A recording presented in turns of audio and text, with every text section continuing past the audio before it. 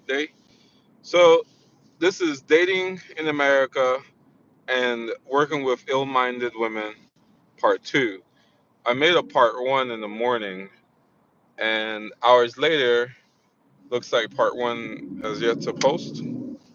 Whatever. Um, anyways, so I hope everybody's doing great. Just to recap Part 1, I talked a little bit about my ex, I talked about one of my good friends, and I talked a great deal about the hoops that we men jump through attempting to date. Um, Touched on how we spend thousands of dollars, right? Um, I touched on how ladies are very flaky with us, um, but not necessarily the flakiness. Is more so there's such a high threshold we have to meet, and then if we don't make them happy, or or do we say anything that upset them or behave in any way that upset them? If you're not their ideal candidate to begin with, if you're not, Hercules or whatever it is that they're fantasizing about that they should be with, then they're quick to drop you and go on to try to replace you. Um, and my friend and I, we're 28 now. I'm older than him.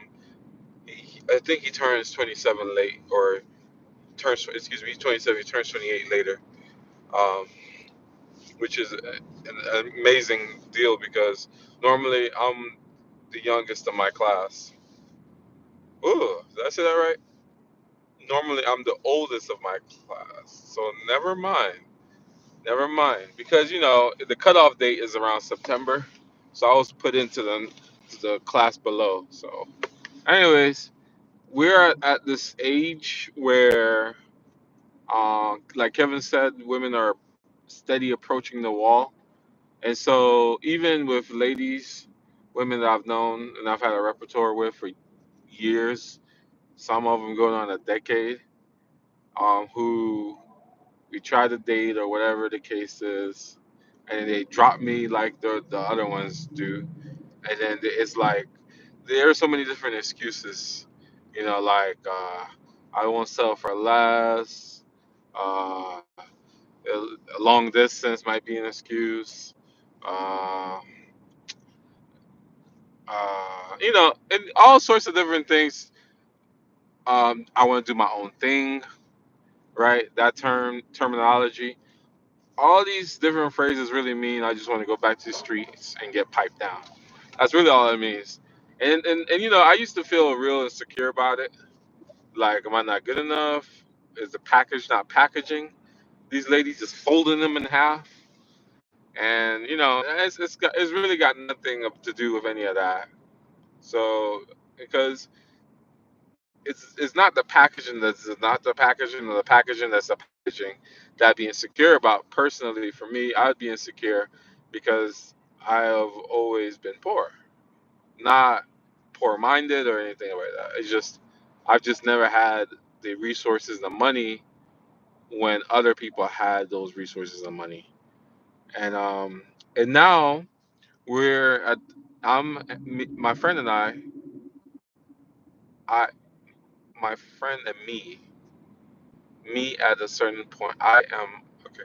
My friend and I, we are at a certain point in our life where when these women leave for whatever reason they want to leave, they hit us back up in a year or whatever the case may be, and they're still turning in circles.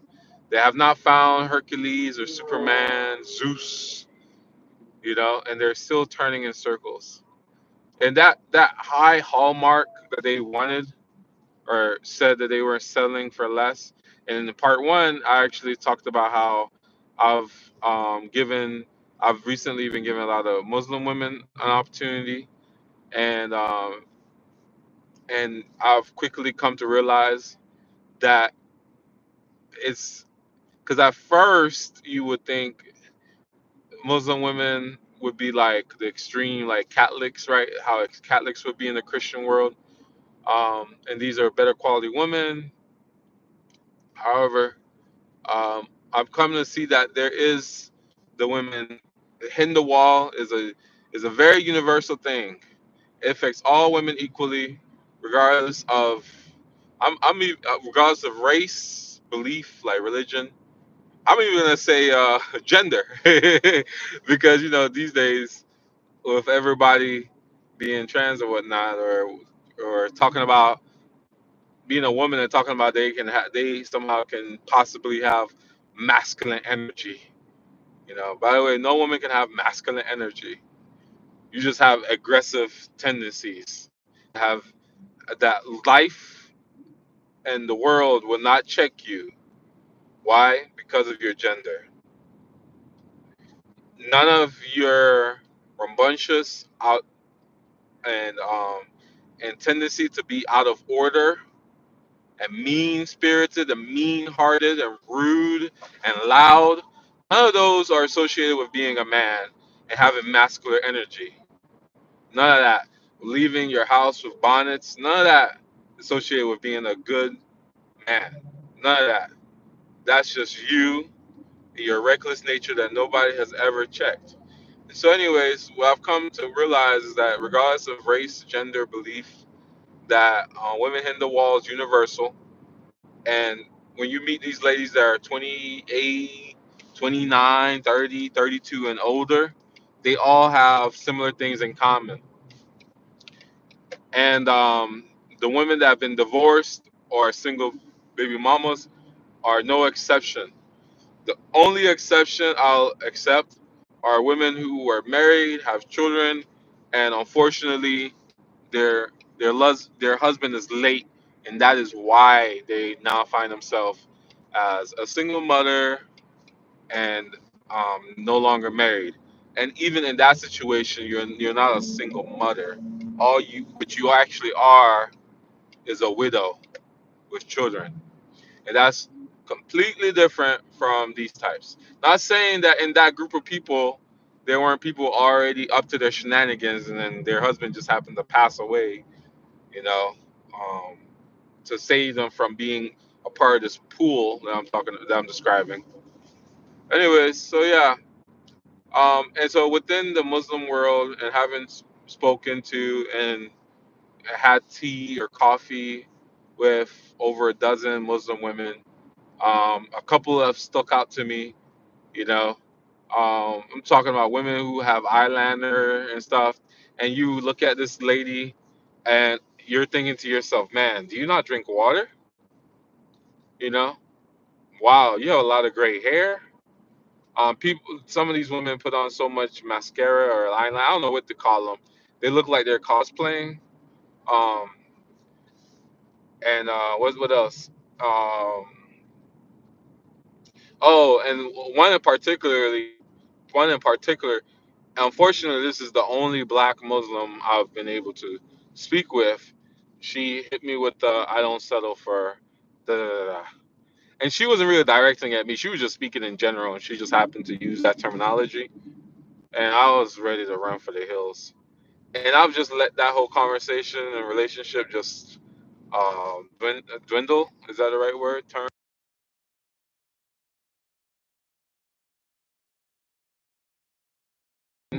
I don't like saying speaking of the devil. My friend just called. Hopefully, that didn't interrupt with the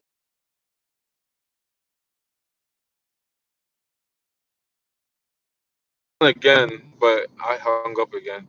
Anyways, so this part two, I was gonna make it longer, but I just wasn't feeling like it earlier. Uh,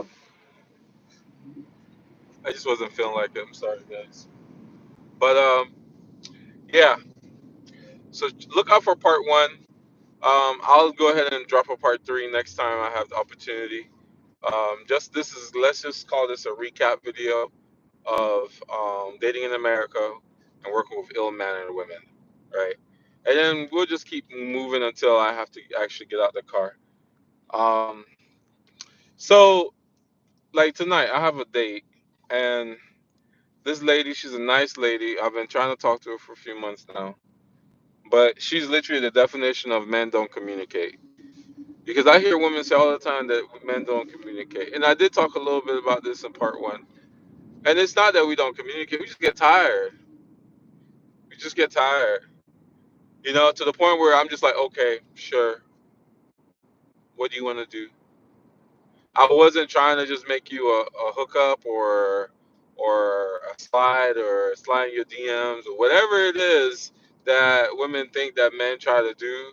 I wasn't trying to sideline her, but obviously nothing I'm saying is entering your ears, so sure. What's up? How you doing?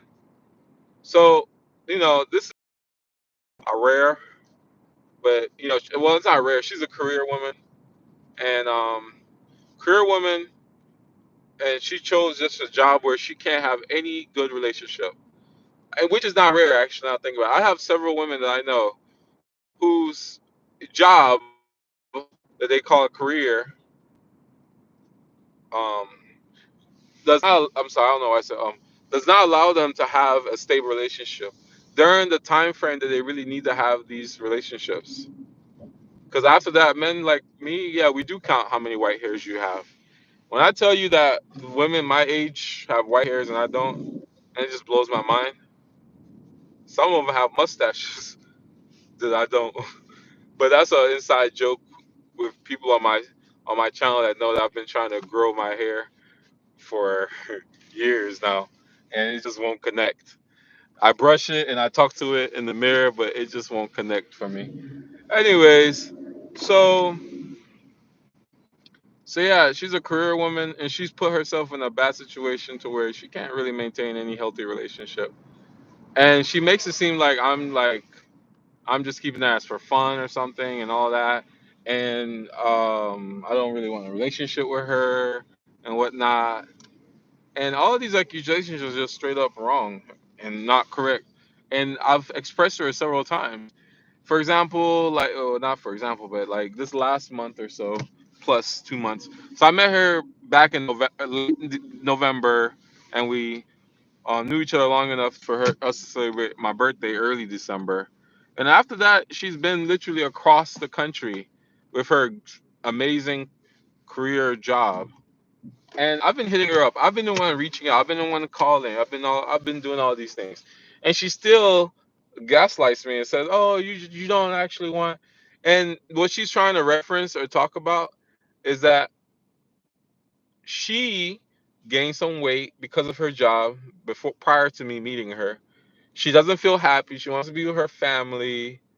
She wants to start a family, be in a serious relationship, start a family. She doesn't like her job. She's over here buying properties left and right, having to go management, do all. She's running around the world. And so when I talk to her, I don't sugarcoat nothing. I'm not here to get in her pants. I'm not trying to tell her what she needs to hear to get in her pants. Like, oh, we just gonna make it. Because I'm not a demon. I'm not the devil. I ain't Satan. I tell her exactly what she needs to know, which is you continue working this job, you'll never have a good, strong, stable relationship with no man. Also, that kind of job takes a lot from women. Men can do that kind of running around the world, come home, put on a smile, hey, do the dance. Girls, it takes that away, and also, right? Because women like to say that they don't really care about sex. Men do care about that. We care about intimacy. So if you're across the country and you're not answering calls and you're not answering text messages, how are we supposed to build a relationship? And then there's no intimacy and whatnot. What's going on? Men love through sex. If you ask a man their love languages, I promise you, all of them is at least gonna say physical touch or some sort of like or acts of appreciation, something like that. Um, Not over here talking about communication. If your man's love language communication, he's only communicating with you, but he's physically touching somebody or some other man, somebody else. Let's just leave it at that. So anyways, so yeah, so I've been reaching, I've been calling, I've been doing all this. Yet she keeps trying to make it seem like I'm just I'm not interested in a serious relationship with her. I'm just stringing her along, all this stuff. But I'm the one who's been putting in the effort. She's been not answering me, not texting me, not calling me. I'm the one calling. I'm the one texting. I'm the one, So it's amazing how she gaslights like crazy. And so we had like a text message back and forth because I was gonna go. I said I'd visit her yesterday because she finally got into town. She came back on this side, but she's been in a state up north. You know, I've considered actually just going up there to go visit her while she was stationed there for like a week or two. She's been back on this side since maybe a week after January, but look, it's February, right? This is January 31st. But anyways, just crazy. And so she's trying to make it seem like I don't care. I'm not the one. I'm like, and so we went through a back and forth where it's just like I'm saying this is what I've done, and she's saying, "Oh, I don't listen to words. It's action." And she finds one little excuse talking about how I said I was going to visit her yesterday. I was so tired. I only slept 2 hours yesterday in the last 24 or so hours, only 2 hours. And so after I said I'd come see her, I literally passed out. I don't even remember falling asleep. She was upset about that. So earlier today, I apologized in the afternoon. Since you don't have to apologize, we're gonna go through a back and forth. She's talking about, oh, I'll listen to where they look at, actions. Actions speak louder. Something about my gut. Her gut tells her like, especially stuff to do with the heart. Look, look, hey, if you got heartburn, it's probably from the gut. Let me just say it like that. So if you got heartburn, it might be starting from the gut. So you might have to take some Pepto and Bismol and all that stuff. And then let me turn this light off. So normally if you have heartburn, it might start from the gut. So using your gut is not where it's at. And men don't marry and seek out women so that they can tell them about their gut instincts. It's women that seek men out for their gut advice. Nobody's asking you about your gut. If you're a woman, you got a gut, you need to go to the gym and run that gut off. Because that gut is only coming between you and me. Like it's coming between me and her right now. And I could have just went in on that, but I was like, I got tired. Because after I sent that first long message about this is what I've done, this is what, and you're not actually, you're not the one, you're actually the one who's not reciprocating. And so it's amazing how she can talk in womenese. Because I went and she goes, "You're right, you're right." And on the other end, then she talks about how actions and da da da. It's like, wait, am I right? Am I wrong? So it's amazing how she can say you're right and at the same time attack you and say you're wrong. And those two things can't live on the same planet. And it's that jumble word, that jumble spaghetti, is why she's built such a world that she lives in where everything's everywhere and she's just doing all this and there's really not a lot of structure and order to it. And she's suffering. And so when I communicate you're suffering because you need some structure and order, it turns into, oh, you really don't want to be with me. It's like, man, that's crazy. So just thinking about stuff like that really make me not even want to go visit. And and then it's just like another night where I'm just sitting here by myself because God forbid she come around and get serious with me, and next thing you know, there's a kid or a marriage, and then she start behaving like this again. I just don't got time for all that. It's very tiring. There's nothing in it to gain. And man, what you have to understand is right. This woman was on the other side of the world, country. Wasn't texting, wasn't calling. I'm the one doing all this legwork. She comes back home, and now I'm not talking. I haven't reached. Apparently, I all I do is string her along. How, Sway? And then just men. And when the reason I say men, you have to watch, is that in the future she's gonna do this again, and this again. But in the future there'll be houses involved. There'll be cars involved. There'll be children involved. And now it won't just be her on the other side of the world. Your children will be on the other side of the country. And you'll be sitting here trying to fight to FaceTime your own kid, while she at the same time saying you didn't buy your kid no shoes for school. Your kid is flunking from school. Your kid's getting in trouble and going to detention. But every time you try to do something, the kid, she across the country with your kid. For what? Oh, to visit Abuelita? It's like, what? The reason I say that is because, yeah, I'm a black man. There are a lot of black issues, but for men who want to go date other races, it's not clean cut like that. Yeah, they might talk with their inside voice, but remember, it's not it's not the product, or should I say, it's not the tool, it's the machine. The machine, which is this country. It doesn't want, from what I've experienced being in this country all my life now, coming from outside in, it doesn't support and want men to be men. It doesn't. Everything's a man's fault. Um, and anytime you try to put your foot down and make a solid move, it doesn't like that. Doesn't like that. So if she goes across country with your kids, as a man, there's nothing you can do. There's no way you can enforce it. Yeah. So,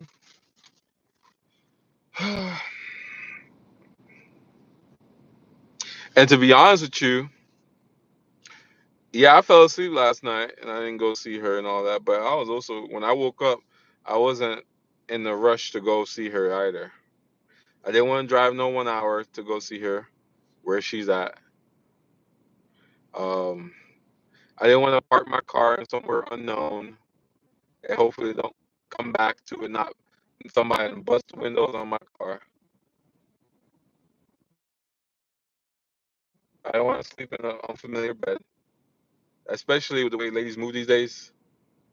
If she ain't seen you, she's seen somebody else. I don't know who else sleeping in that bed. Feeling all uncomfortable when I could just sit here, play some video games, have a good time, take my butt to sleep, wake up early, go to the gym, go to work early, get out of work early, rinse and repeat, and enjoy myself. You see? But anyways, I just want to talk just a little couple more minutes. Um, I said I would go see her yesterday, so I gotta go tonight and make sure I see her. And she, like I said, she's the definition of men don't want to communicate because after you say certain things, it's just like I'm not a broken record. I'm not gonna keep talking the same thing. I'm just okay, sure. I literally said to her rebuttal or whatever she thought she was doing. I said sure. I said, you gonna be? Are you free tonight? Or no? In fact, I think I said you say you're busy tonight, right? Something like that. But anyways, I got a couple of things to do inside,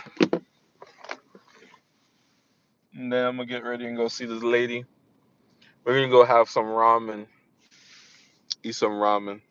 So I gotta try not to eat anything till I get there, and then